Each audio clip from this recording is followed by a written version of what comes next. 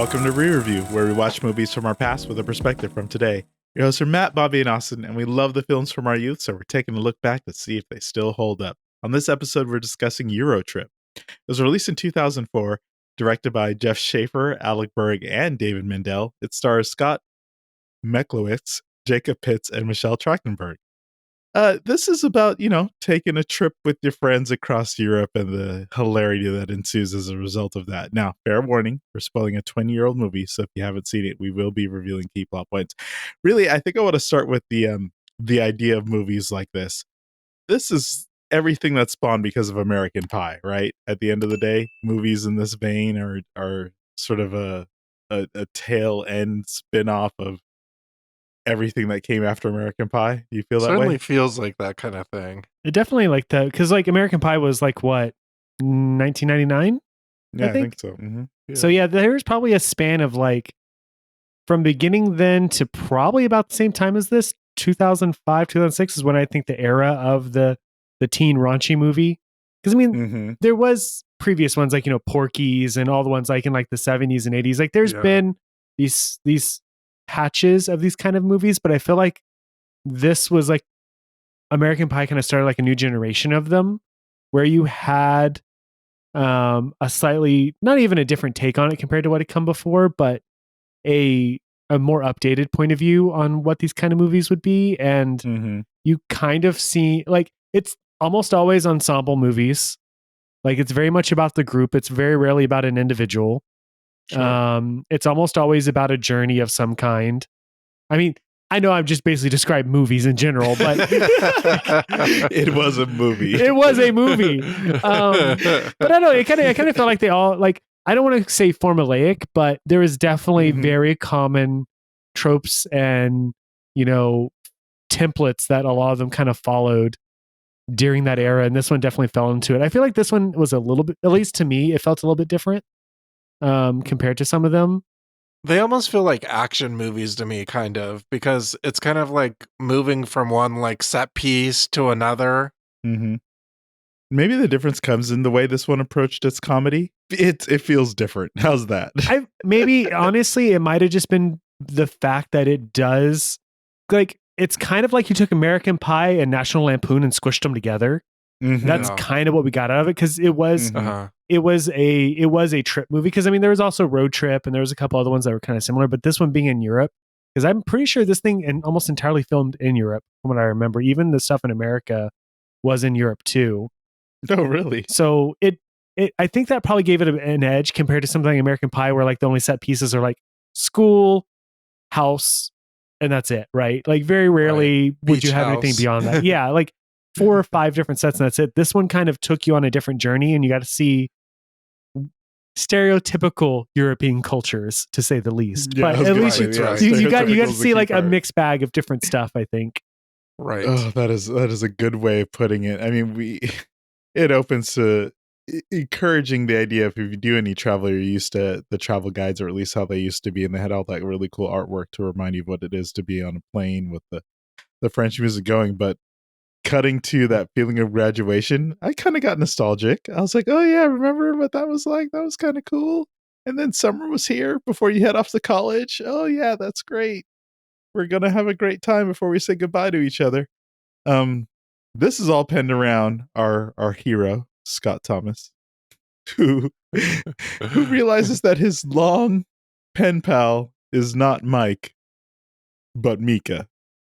And now he is in love with Mika. Now I am skipping an important thing. Yeah. It's just the same, man. You're skipping a big part of it.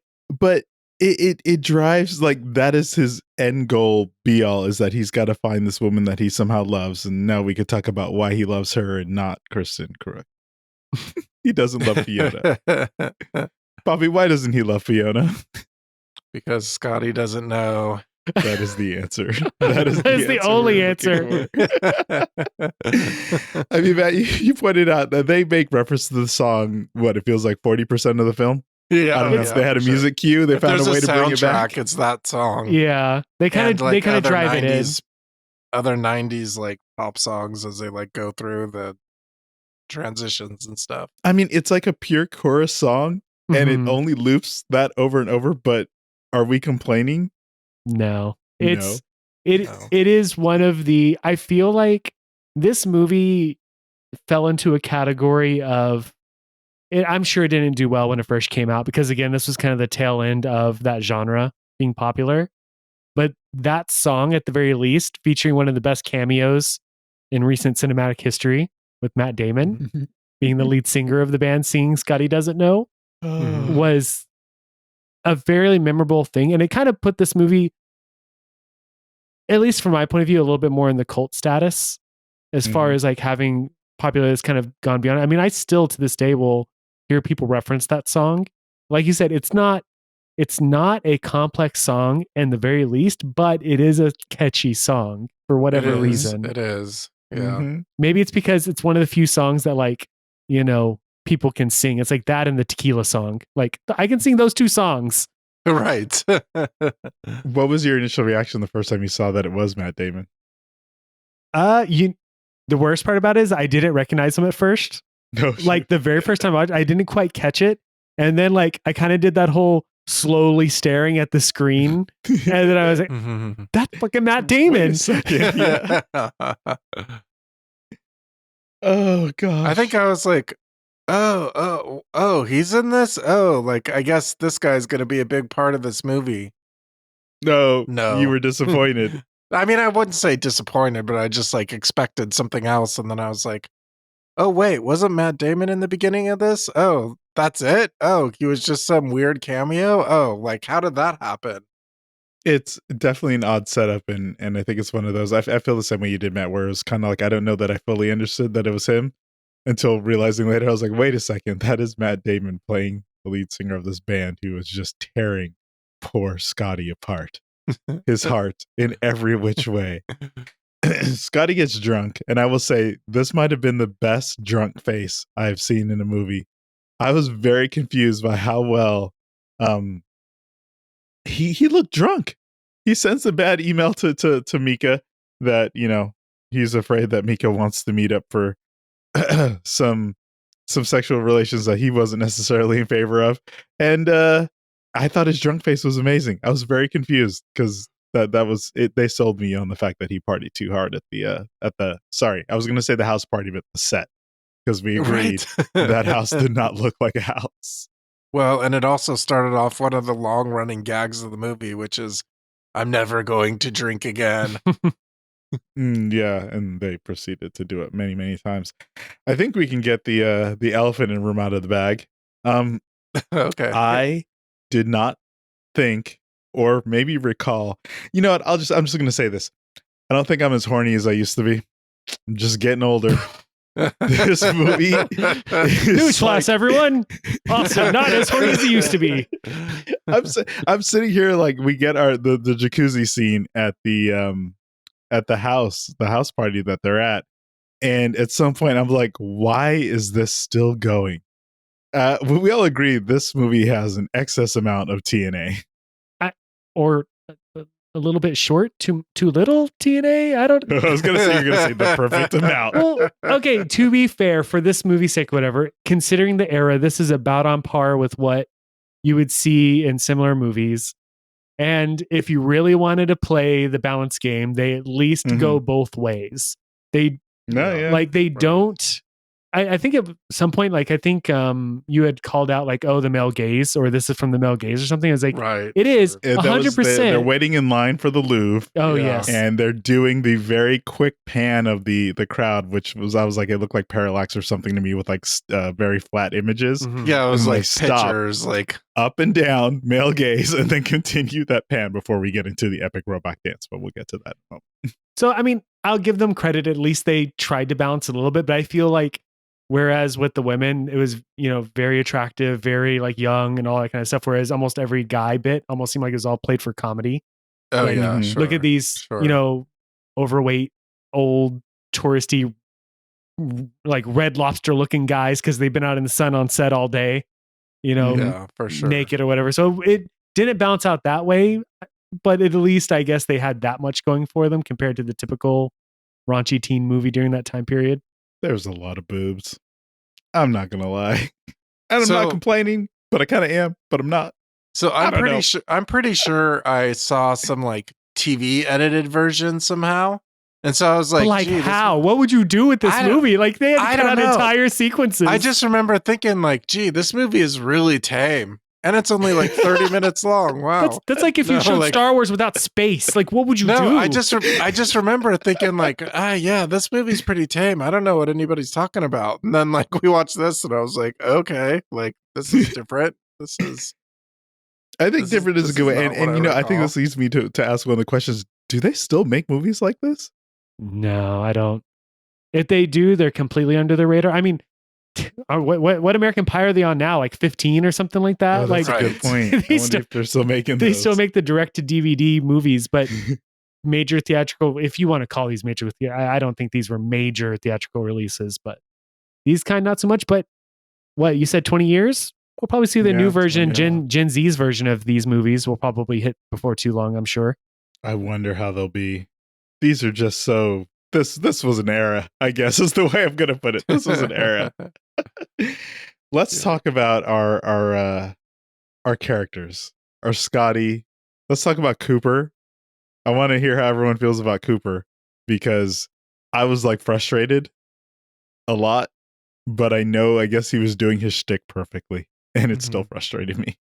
I mean, I said it when we were watching it. I know I'm supposed to hate Cooper the same way that I dislike Stifler, like just crash, crude, and he was by every measure, but he was still fairly intelligent and strangely a decent friend in a way.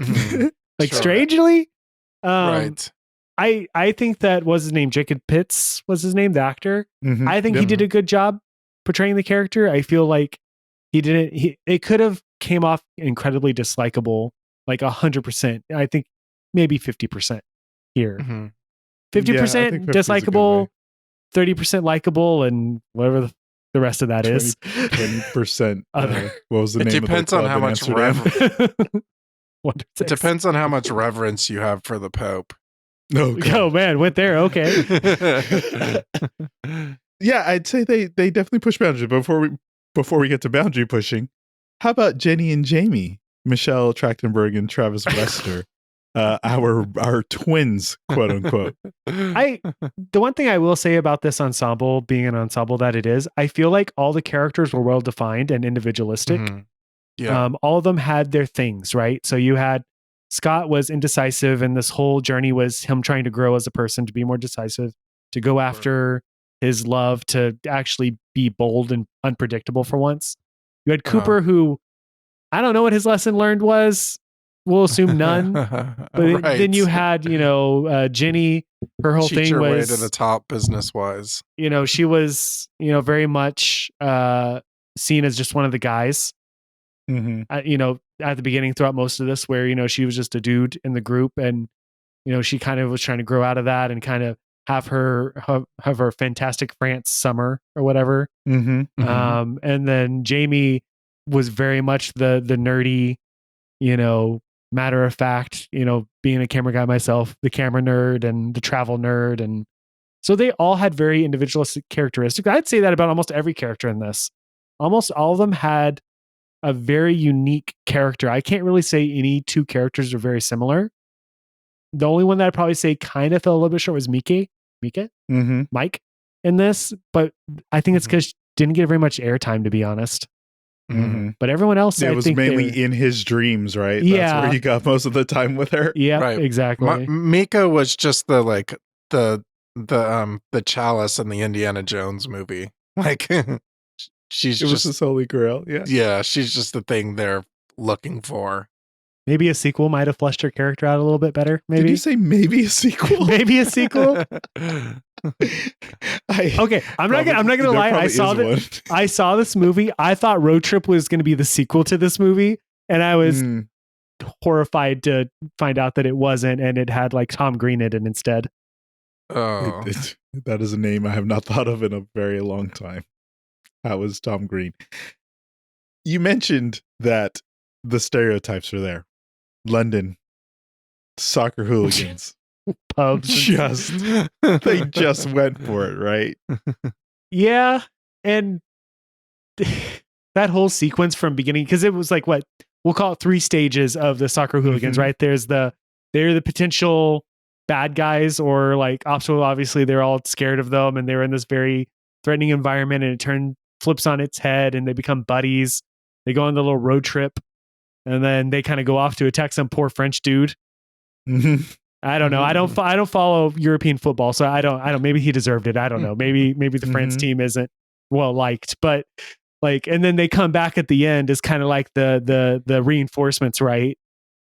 So they're kind of, again, very unique characters not individually, but as a group, right? I mean, you had the leader, but then they were kind of like the hive mind hooligan group. So look, Sam, I'm laughing in my head just at how ridiculous all of that is. Paris and the robot battle, the mime robot battle. I'm gonna go, Bobby. What was your first reaction to that? I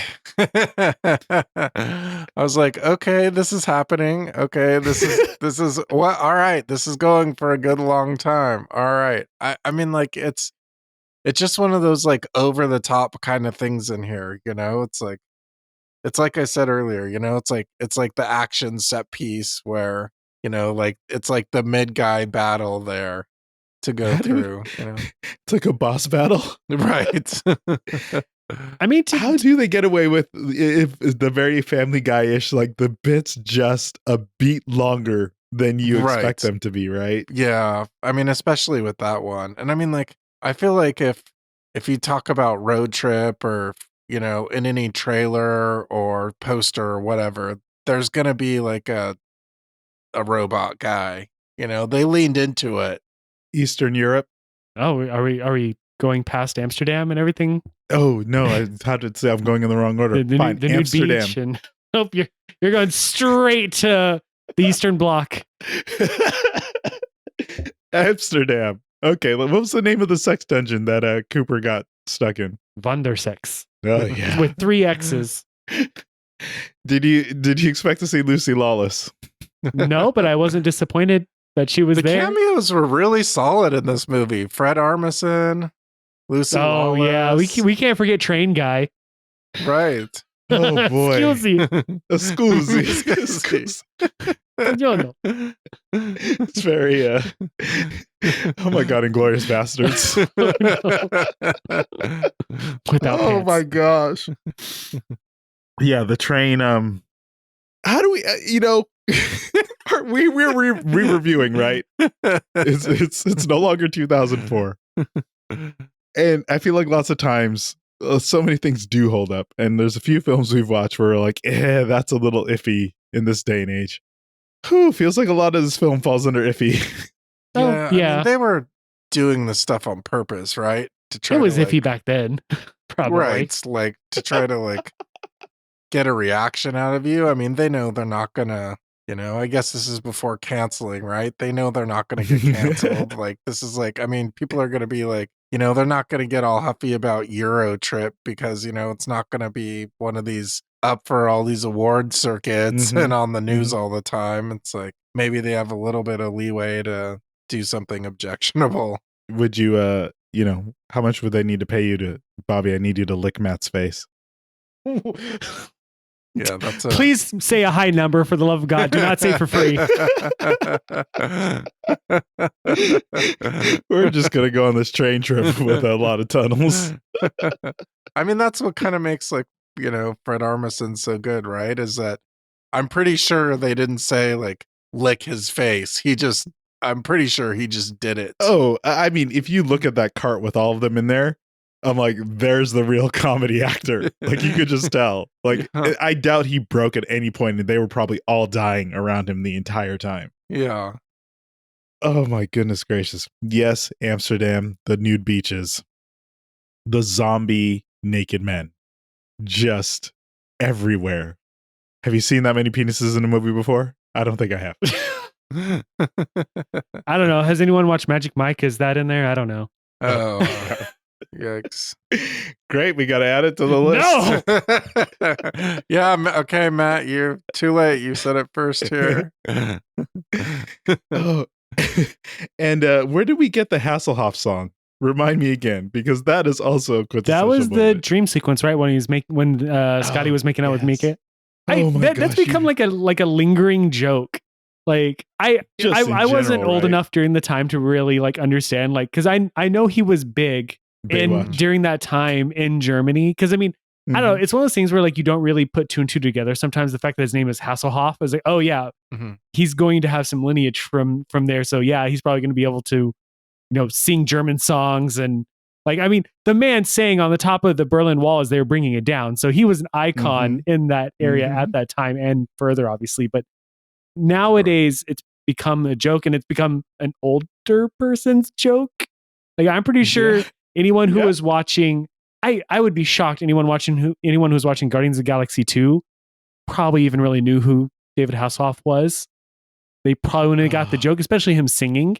They might have maybe know Baywatch, maybe a little bit, but like it's one of those things now that if you see it, you're like, oh yeah, well now we know, we get the joke. But he was in a SpongeBob movie, so I guess if you're a SpongeBob fan, as himself, yeah. Oh yeah, he was. I forgot about that. He played. Can't remember what his character was. It Mitch or something like that in the TV show on Baywatch? He played that character, I think. So did he launch SpongeBob from his pecs or something like that? Something random. It was crazy. So apparently he's at that level of fame, right? Like he can just do random stuff. He's like Keanu Reeves. You can just put him in anything and it doesn't matter. It can be ludicrous. You can have him crying with headphones on, drinking wine, and it's all good. This is a pitch. I just heard a pitch. You need a Hasselhoff Keanu Reeves in the style of John Wick. John Wick meets Baywatch? No? Maybe? A little bit of both. Wick watch. There's a lot of drug use in this film, isn't there? Was there? Like a lot? I mean, no, attempted drug use. Yeah, it was a reference. I mean, obviously in Amsterdam, and if you ever go there or whatever, obviously you can't really escape sex and drugs. It's very much associated. I'm sure Amsterdam politicians probably hate that, but it is what they're known for. Like we said, this movie very much plays off the stereotypes. You get one set piece in each place, and you have soccer hooligans in pubs, you have sex and drugs, and long lines at the Louvre and robot battles in France. So right, you get the stereotypes. And now we get to Eastern Europe. Now we're there. Yep, now we're there. There you go. They really wanted to make fun of how far the dollar could go there, didn't they? Now I'm gonna be sad if I go to that area with $1.50 and I'm not treated like a king. I'm gonna be very disappointed. I'm pretty sure you're gonna be disappointed. And Boris the Blade, that's a funny joke, is their hero to get them to Berlin. Good old Boris. Yeah, I mean, even some of those smaller characters were kind of well done. Like with. I think they did a pretty good job with some of these, like getting pretty decent comedians and decent actors to fill out some of these other roles to give I don't want to say weight, because maybe it's not like quite giving the story weight, but I mean, it at least makes it a little bit more entertaining for me. They get to Berlin. She's not there. He meets her stepfather? Something? I think it was actually her dad, I think. But her stepbrother? Yeah. Yeah, it's goose stepping all over the friggin' apartment. That whole scene was, again, like you said, it was a little bit long because, like, very long for the information that was gained. It could have, because there's that. There was the maid that's hard of hearing that was there. Being born in Germany, I feel, because like in elementary, kids would make comments about that kind of stuff once they found out about it, and this doesn't help at all. No, I mean, it doesn't. I'm glad they didn't go worse. I feel like an earlier raunchy movie probably would have went even deeper and made even crassless jokes. So at least it stopped at goose stepping. I guess. Let's go with crassless. I think we'll go with crassless for that particular scene. And now we get to the challenging one that Bobby mentioned. Also crassless, probably. Let's just run all over the Pope, right? Let's just destroy the idea of the Vatican and make fun of not only the Pope's death and the election of a new Pope simultaneously. Yeah, that wasn't actually filmed in Italy. I mean, none of this was filmed where it was supposed to be. I think that was in Prague or something like that. I couldn't imagine that the Vatican would be okay with that. Yeah, I know, surprisingly. Right. That sequence is probably one of the weaker sequences in the movie, to be honest, for me.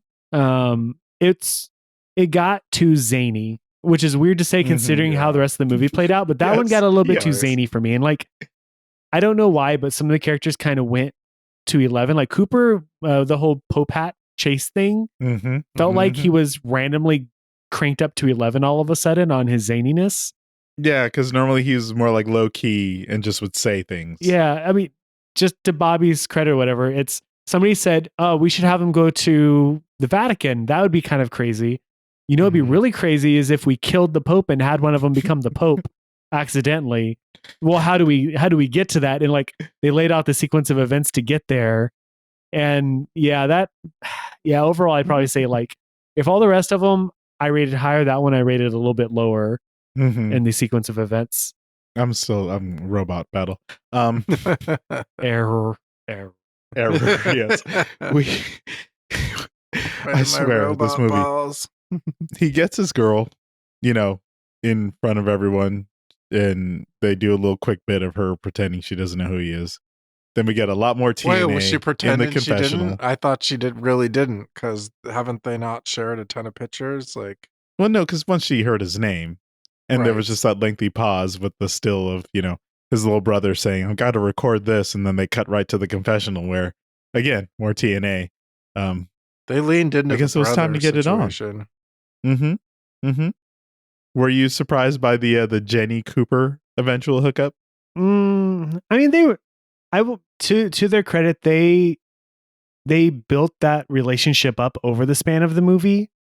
The triggering event was kind of dumb. I mean, going back to the Eastern Bloc, obviously they had the whole nightclub sequence where Jenny was dressed sexy or whatever, and there was alcohol involved, and there was some twin makeout stuff later on, but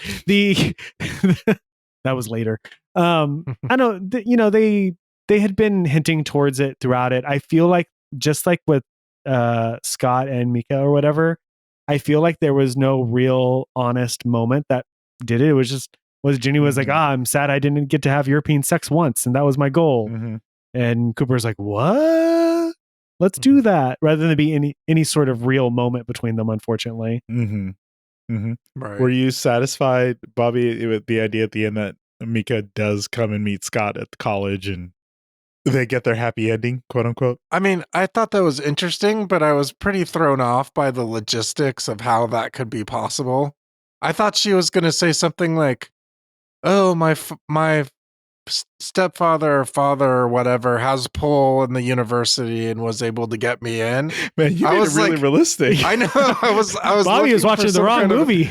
No, I was looking for some kind of like realism there when he's like, "Oh, like they thought I was a boy too," which like there were a lot of pretty decent like callbacks to various things in the movies, which I appreciated. Like there was a lot of jokes and like a lot of stuff that had set up and payoff pretty good. But so I mean, this is like clearly like just another one of those. But I mean, I was hoping for more. Like you wanted more from this movie. I needed I needed the backstory. I wanted to see her like calling the administration office and being like, "Yeah, how can I get into this particular?" Wow, he wanted an extra 10 minutes in this movie.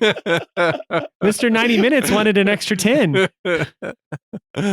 Oh my gosh. Okay, so outside of red tape and bureaucracy for schooling systems, Bobby, do you recommend this movie? I mean, recommend. That pause. Recommend might be a little bit of a strong word. It's more like, I don't know, like if someone's talking about these kinds of movies, I think, I mean, well, so the strange thing about this movie is that this wouldn't be like the typical type of movie that I would, recommend or that I would like, or that, like that I would say, yeah, you got to see this. But I mean, for what this movie is, I think it's, and it's crazy and it's got a lot to it, but like, it's pretty decent for what it is. Like, I mean, like I said, there's a pretty good setup and payoff. There's pretty good cameos. There's the good song. I mean, there's stuff that's in there, I think. Matt? I would definitely agree that, to me, if you are a fan of movies like, like, I don't know, you're talking about American Pie, Superbad, I don't know what else, like I don't know, Harold and Kumar would be a good example of a movie like this. If you're fans of that kind of movie, Good call. I think you're going to enjoy this movie. I definitely think that I'd probably place this higher than some other movies that are in that genre. I would not watch this with parents or on a plane unedited. I would probably make sure I had a privacy screen if I was going to be in those scenarios. Maybe just don't even do it at all. But I think for a scenario where you're watching with friends or you're just looking for, a fairly funny movie that's probably not going to, stick to your brain for long term or whatever, I think that you could do worse for sure. Mm-hmm. It definitely didn't stick long term because there was a lot I forgot about. I think the thing you just mentioned, Matt, is kind of the key for me, which is I don't know where this ranks in the pantheon of these types of films. And I think we need to run back quite a few more of these to make me find a comfortable level of where I want to put this, because I'm kind of concerned that this could either be near the bottom, depending on how I feel about the others, or it actually might be near the top. And I hate to say it, that I probably need to see some more of these TNA films to get a better judgment of where this should rank. So do I recommend it? Let's watch some more of these. How about that for an answer? No, are you open to it? No, it's okay for not. I kind of feel like that's a weighted recommendation on your part, my friend. I feel like you're trying to load our slate with a specific style. I'm over here trying to suggest dramatic, moral compass movies and like Magic Mike. Is it a trilogy? The entire trilogy. Oh, please leave in the comments if you want us to watch Magic Mike. As always, thank you for listening. And mail, motherfucker.